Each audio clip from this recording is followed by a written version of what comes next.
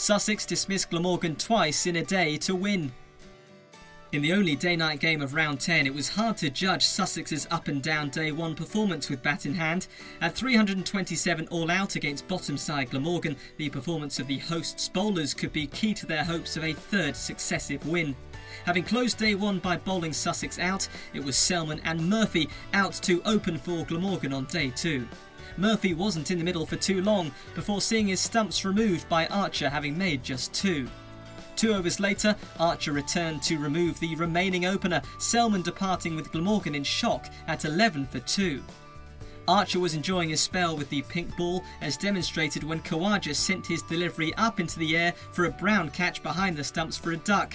Archer was on fire and tearing through the visitors' top order.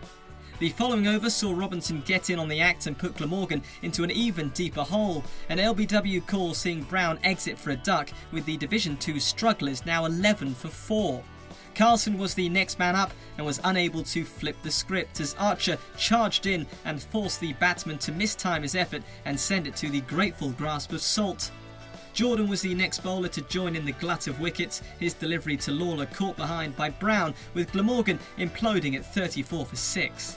Glamorgan skipper Cook tried to steady the ship but could only watch on as Salter became Jordan's second victim, sending his shot to the jubilant Archer. 2 overs later and Van der Hoogten joined the conveyor belt of wickets, bowled by Jordan for 1, with the visitors at 66 for 8. Cook's resistance ended at 32 as he was bowled by Visa, collecting his 300th first-class wicket in the process. Carey was the final man to go, run out by Briggs having made 17, and with Glamorgan all out for just 85. The end of the innings brought about the interval, with Sussex leading the day-night encounter by 242 and surely set to enforce the follow-on heading into the second session. Glamorgan were indeed forced to follow on and saw no change in fortune as Selman made 2 before being bowled by Robinson. Murphy followed his fellow opener as an over later he was caught behind by Brown off Archer. The visitors 8 for 2 and looking in serious danger of failing to make it to day 3. The wickets continued to tumble as Archer drew an LBW shout against Brown, with Glamorgan 15 for 3. The visitors were quickly 4 wickets down as Khawaja's shot from Visa's delivery found Salt.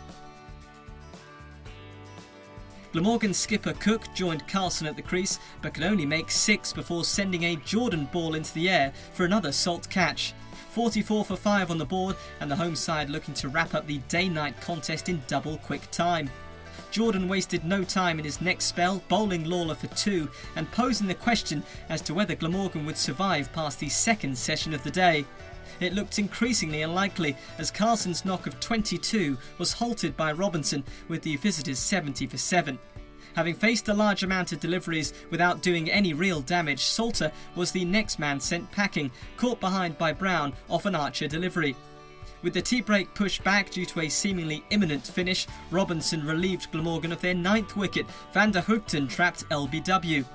The nightmare was finally over for Glamorgan as Archer bowled Carey to secure a Sussex victory by an innings and 154 runs.